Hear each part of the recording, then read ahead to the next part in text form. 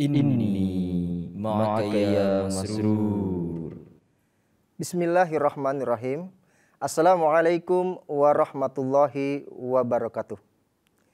Pemirsa MTA dimanapun Anda berada, alhamdulillah senang sekali saya Anom Tulus Manembah bisa menemani pemirsa dalam program Seruan Khalifah.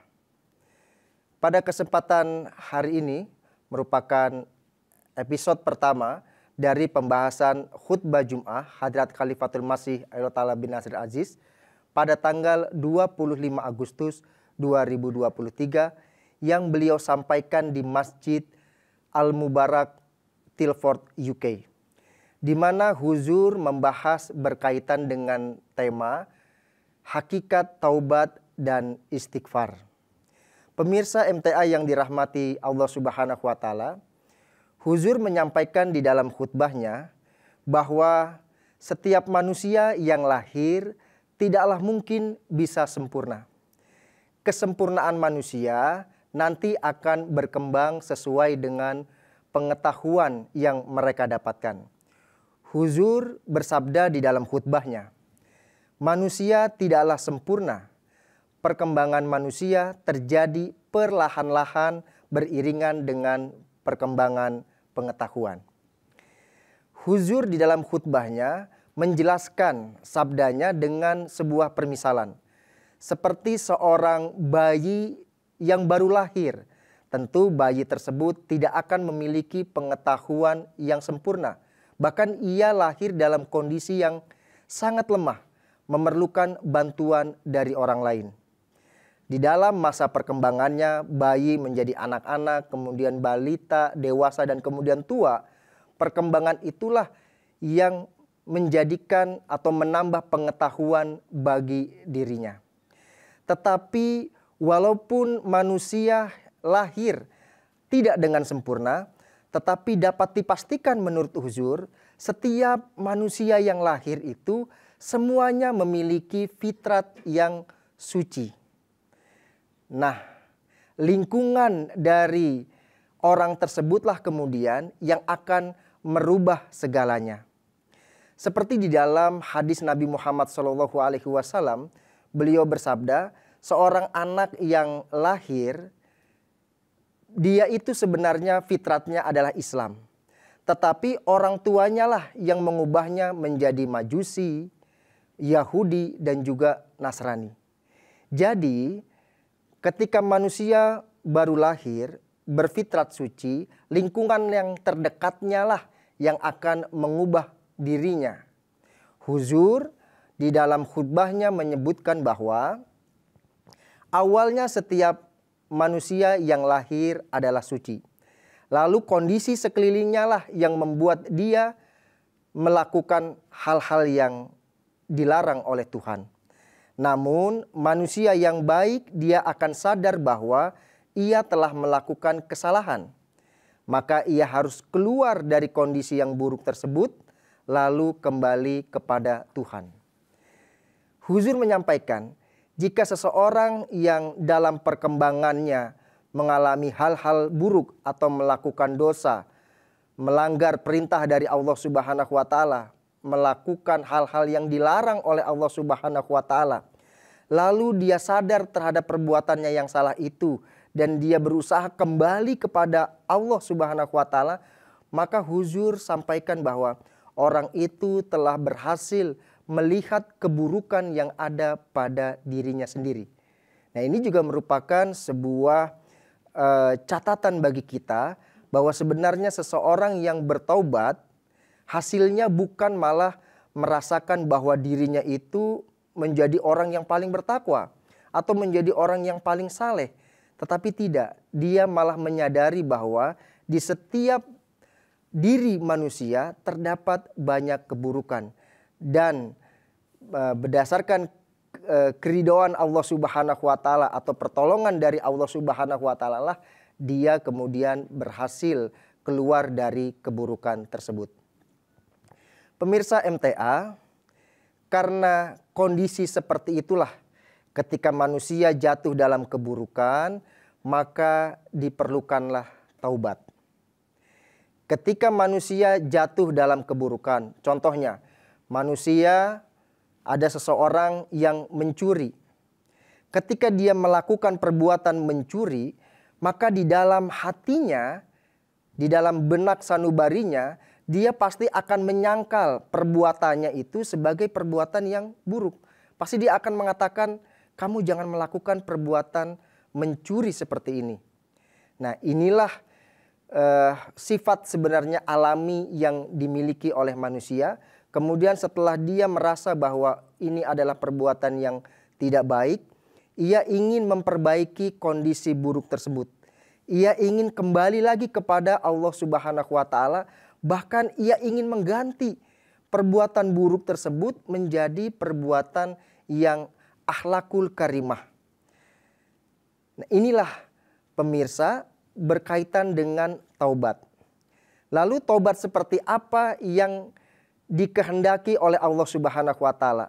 Huzur menjelaskan di dalam khutbahnya, yaitu tentu taubat yang tidak hanya di lisan, tetapi taubat yang sesungguhnya. Taubat yang sesungguhnya seperti apa?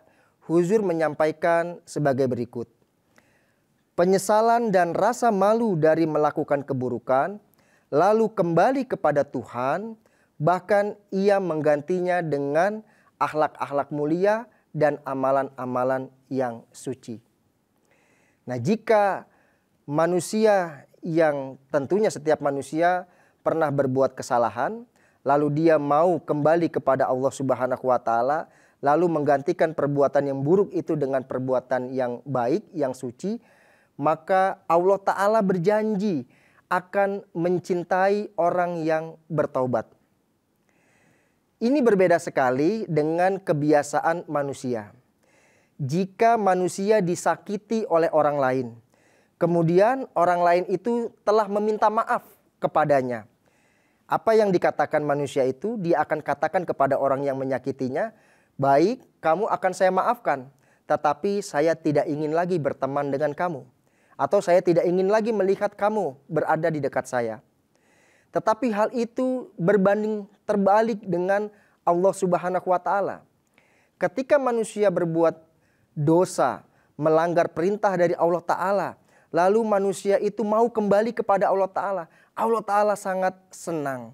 Bahkan Allah Ta'ala sangat mencintai orang yang mau bertobat. Hal ini dapat kita temukan di dalam ayat suci Al-Quran surah Al-Baqarah ayat 223.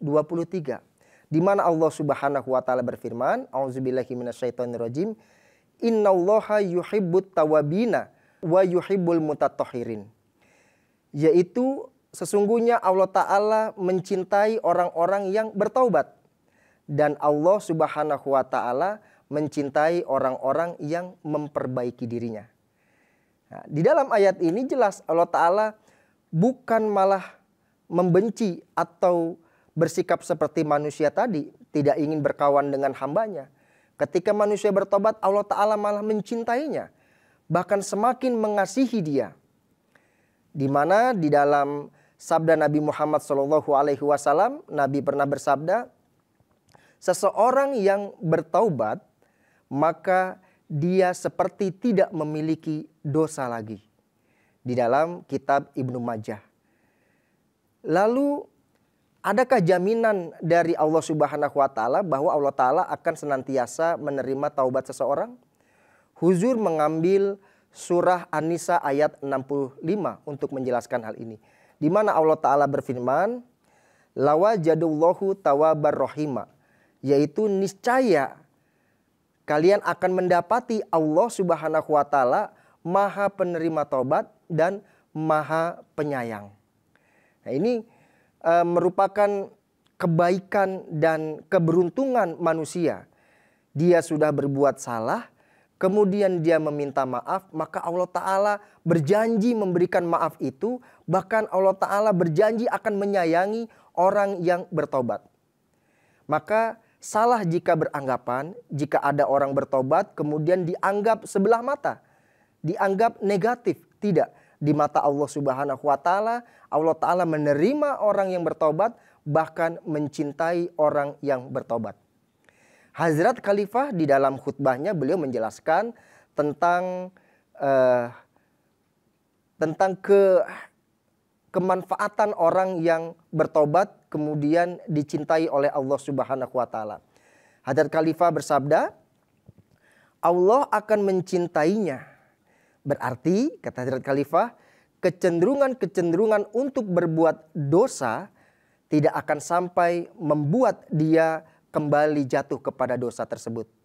Bahkan Allah Ta'ala akan menjaganya dari akibat-akibat keburukan yang pernah ia lakukan pada masa yang akan datang. Nah, ini juga merupakan sebuah keberuntungan lagi yang diberikan oleh Allah Subhanahu wa taala dalam agama Islam, bahwa orang yang melakukan keburukan pasti dia akan takut kalau keburukannya itu diketahui oleh banyak orang lain, atau keburukannya itu akan berdampak terhadap diri dia.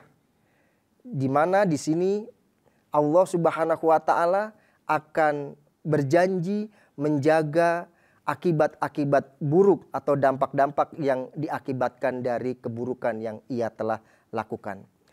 Nah, lalu bagaimana kita mengetahui bahwa ciri-ciri seseorang yang telah bertobat? Atau kita mengetahui apakah taubat kita ini sudah on the track, sudah pada jalan yang seharusnya yang diajarkan oleh Islam? Hazrat Khalifah dalam khutbahnya mengambil sabda dari Nabi Muhammad SAW, di mana Nabi Muhammad SAW menjelaskan menjadi 3 perkara. Yang pertama adalah seseorang yang bertaubat, dia akan meninggalkan pandangan-pandangan buruk dan pikiran-pikiran yang kotor.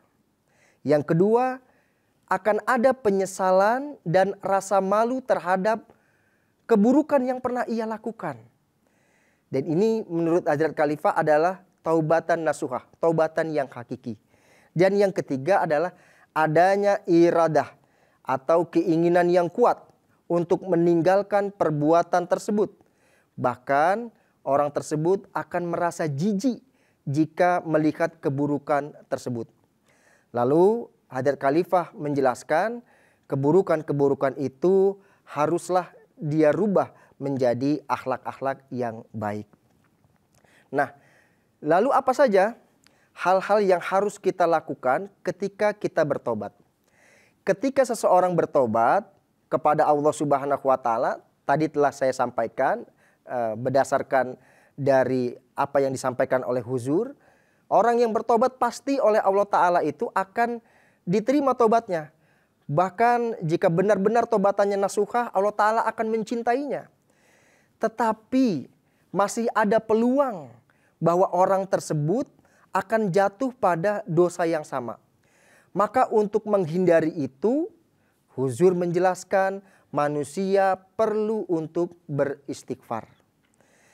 Beristighfar inilah yang akan menguatkan kerohanian manusia.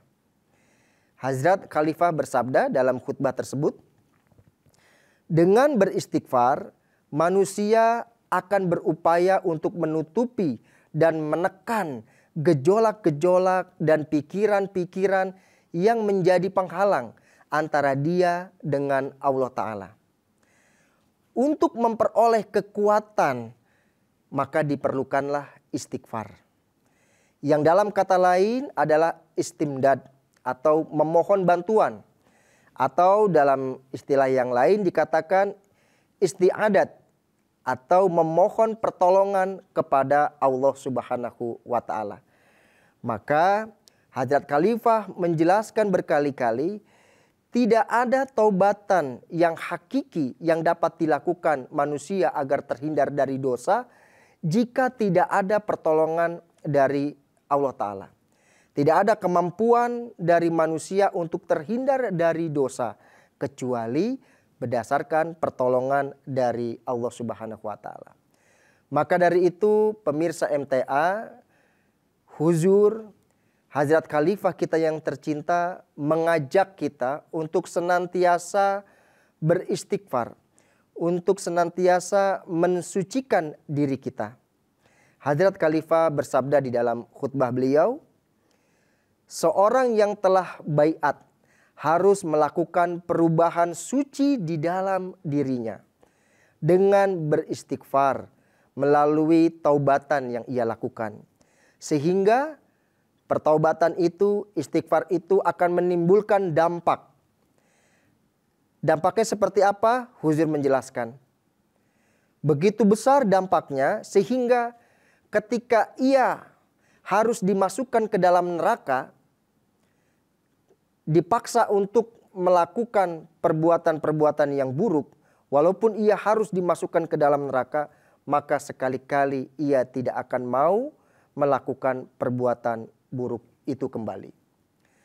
Lalu bagaimana cara beristighfar yang benar sehingga Allah Subhanahu wa taala akan memberikan pertolongannya dan akan menolong kita dalam kita menghadapi keburukan-keburukan yang bisa saja terjadi dimanapun dan kapanpun terhadap diri kita. Karena kita tidak pernah mengetahui keburukan apa yang akan kita hadapi sebagai ujian kita hidup di dunia ini. Huzur menyatakan di dalam khutbahnya, banyak orang yang mengatakan bahwa dirinya telah beristighfar sekian kali banyaknya. Dia telah membaca 100 atau bahkan 1000 tasbih. Tetapi ketika ditanyakan kepada mereka tentang makna dari istighfar, mereka tidak mengetahuinya.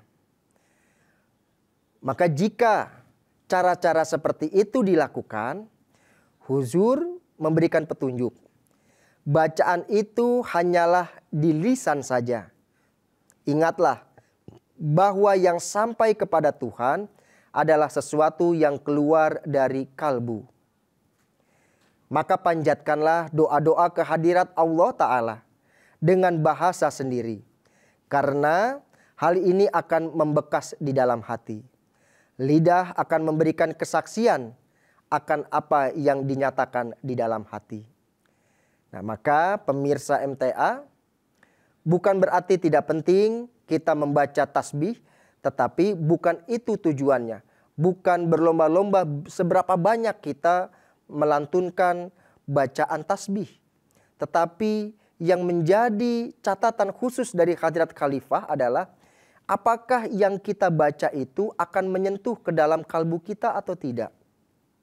Huzur menjelaskan secara mendalam di dalam khutbah tersebut bahwa yang dapat meraih krub kedekatan dengan Tuhan adalah melalui doa.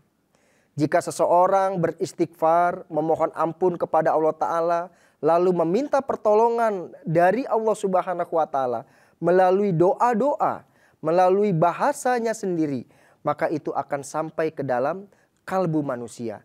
Sehingga itu akan berbekas di dalam hati manusia sehingga diamalkan oleh manusia, oleh kita semua yang kemudian akan berdampak pada apa yang kita jadikan tujuan di dalam kita beristighfar atau bertobat, meminta ampun kepada Allah Subhanahu wa Ta'ala.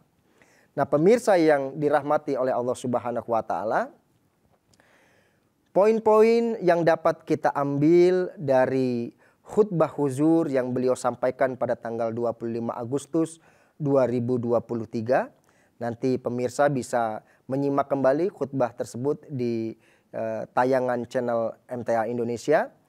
Yaitu diantaranya adalah setiap manusia pasti memiliki fase di mana dia akan melakukan keburukan. Tidak ada manusia yang terlepas dari keburukan kecuali dia adalah seorang nabi yang mendapatkan pertolongan yang khas dari Allah Subhanahu wa Ta'ala. Nah, setiap manusia yang ingin memperoleh ketinggian keruhanian, maka tentu dibutuhkan proses. Tidak ada yang instan di dalam mencapai ketinggian keruhanian. Terkadang manusia jatuh bangun sebelum dia mencapai ketinggian dalam keruhanian. Ketika jatuhnya, mungkin dia akan melakukan dosa-dosa. Ketika dia melakukan dosa satu, pasti dia akan melakukan dosa-dosa yang lain. sehingga timbul di dalam hatinya bahwa apa yang ia telah lakukan ini adalah sesuatu perbuatan yang salah. Maka dari itu, secara naluri fitrati manusia yang baik, sekali lagi dia tidak akan ingin berada lama-lama di dalam kondisi yang salah itu, di dalam kondisi yang buruk itu. Maka dia kemudian akan berupaya untuk keluar dari kondisi yang buruk itu, kemudian menuju kepada Allah Subhanahu wa Ta'ala. Ketika dia menuju kepada Allah Subhanahu wa Ta'ala, itulah diperlukan taubat. Dan di dalam taubat diperlukan syarat istighfar. Dan istighfar yang dapat sampai kepada Allah Subhanahu wa Ta'ala adalah istighfar yang dapat menyentuh kalbu dari manusia itu sendiri, sehingga menghasilkan kewaspadaan terhadap dirinya sendiri akan bahaya-bahaya keburukan, dan memohonkan pertolongan dari Allah Subhanahu wa Ta'ala. Terakhir di dalam episode kali ini, saya akan sampaikan nasihat daripada Hazrat Khalifatul Masih kepada para Ahmadi sebagai berikut. Bahwa manusia haruslah berpikir, semua kenikmatan dan kesenangan dunia ini adalah sementara. Dan hari demi hari usia kita akan menyusut. Maka mengapa manusia harus mengaitkan dirinya pada perbuatan yang buruk? Pemirsa MTA, demikianlah pembahasan khutbah kita pada kesempatan kali ini. Saya Anom Tulus Manembah beserta dengan kru yang bertugas undur pamit. Kami ucapkan jazakumullah ahsanal jaza. Wa akhiru da'wana anilhamdulillahirabbil alamin. Assalamualaikum warahmatullahi wabarakatuh.